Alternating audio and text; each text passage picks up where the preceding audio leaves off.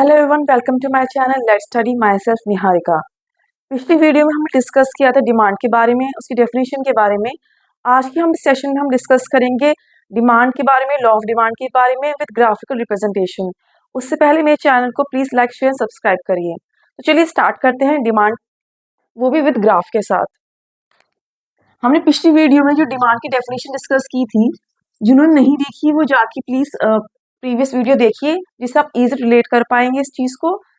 इसमें हमने बताया था डिमांड को कि willingness and ability to buy at a given price, वो होती है डिमांड। अब हम बताते हैं कि प्राइस और डिमांड में रिलेशन क्या होता है। इन दोनों ही जो फैक्टर्स हैं, प्राइस एंड डिमांड, सारा ग्राफ इनके ऊपर ही बेस होगा डिमांड में। तो अगर प्राइस बढ़ेगी, अगर मैं आपसे कॉमन क्वेश्चन पूछूं कि अगर प्राइस बढ़ रही है तो आप सामान खरीदोगे? नहीं खरीदोगे। सामान वो जो है उसकी क्वांटिटी जो है मार्केट में भी कम होगी, उसकी डिमांड भी कम हो जाएगी। ऑब्वियस सी बात है, ऑटोमेटिकली जो प्राइस बढ़ती है किसी भी कॉमोडिटी की, किसी भी सामान की, तो उसकी डिमांड जो है कम हो जाती है। एंड वाइस वर्सा, प्राइस अगर कम हो रही है तो डिमांड जो है बढ़ जाएगी। ये दोनों फैक्टर्स हैं इस चीज में। तो ये दोनों क्या दिखा रहे हैं कि प्राइस में और डिमांड में क्या है, इनवर्स रिलेशन है, नेगेटिव रिलेशन है। एक चीज के बढ़ने पर दूसरी चीज कम हो रही है, तो नेगेटिव रिलेशन दिखा रहा है, इनवर्स रिलेशन है दोनों में। अब हम इसको ग्राफ से समझते हैं। ये एक्स एक्सिस है एंड ये this is Y axis. Quantity demanded always be on the X axis.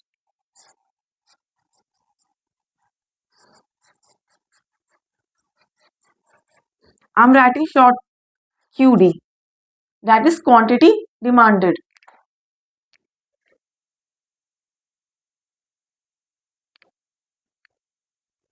And this y-axis will be price.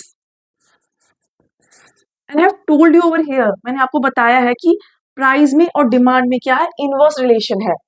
तो उसका जो ग्राफ होगा ऑलवेज बी डाउनवर्ड स्लोपिंग। जब किसी भी दो फैक्टर्स में इनवर्स रिलेशनशिप होता है तो उसका जो ग्राफ होता है वो डाउनवर्ड स्लोपिंग होता है। सो दिस शोज कि इनमें क्या है, इनवर्स रिलेशन है, तो उनका ग्राफ जो है डाउनवर्ड स्लोपिंग होगा।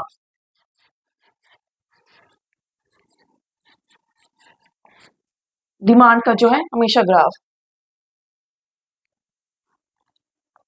अब हम आगे समझते हैं कि मैंने बताया था प्राइस जो है बढ़ेगी तो डिमांड कम होगी एंड वाइस वर्सा। सपोज हम लेते हैं एग्जांपल बनाना का। सपोज कोई पर्सन है, कोई मिस्टर ए है, वो 60 रुपीज पर 6 बनानास जो है परचेज कर रहा है, खरीद रहा है। अब ग्राफ में कैसे दिखाएंगे उसको? सपोज मैं मान लेती हूँ यहाँ 60 है, ये याद रखिएगा, यहाँ प्राइस आएगा, मैं थोड़ा रब कर रही हूँ। यहाँ 60 है, this will be price, P for price. यहाँ 60 है प्राइस, वो यहाँ खरीद रहा है कितना, 6 बनानास यहाँ परचेज कर रहा है। क्वांटिटी कितनी परचेज कर रहा है, 6। प्राइस इज 60, क्वांटिटी कितनी परचेज कर रहा है वो, 6 बनानास की। 6 बनानास की क्वांटिटी कितनी थी, ये। एंड नाउ अब मैंने क्या बताया कि अब जो प्राइस है रिड्यूस हो गई है, कम हो गई 50 पर, तो क्वांटिटी उसने बढ़ा दी, अपनी 8 कर दी। पहले क्या थी, प्राइस 60 थी, डिमांड क्या हो रही थी उसकी, 6 बनानास की डिमांड हो रही थी। अब प्राइस जो है कम हो गई है, 50 रुपीज हो गई है, तो क्वांटिटी उसने कितनी कर दी, 8 बनानास की कर दी। यही बात पीछे ऊपर बताई गई है कि प्राइस बढ़ेगी तो डिमांड कम होगी, अब प्राइस कम होगी तो डिमांड बढ़ेगी। वही इसमें दिखाया गया कि इनवर्स रिलेशनशिप है। तो ग्राफ क्या हो रहा है उनका, 50 पे कम हुई, प्राइस कम हुई, तो क्वांटिटी उसने बढ़ा दी, यहाँ बढ़ गई क्वांटिटी, यहाँ प्राइस जो है कम हो गई। अब सपोज प्राइस जो है 80 हो जाती है, बढ़ जाती है, तो डिमांड क्या होगी, ऑब्वियसली कम हो जाएगी। सपोज उसने 4 खरीद लिए यहाँ,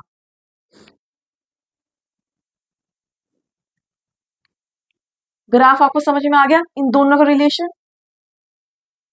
अब प्राइस क्या है यहाँ, 80 रुपीज है, तो डिमांड क्या हो गई, 4 बनानास की हो गई, तो कम हो गई है।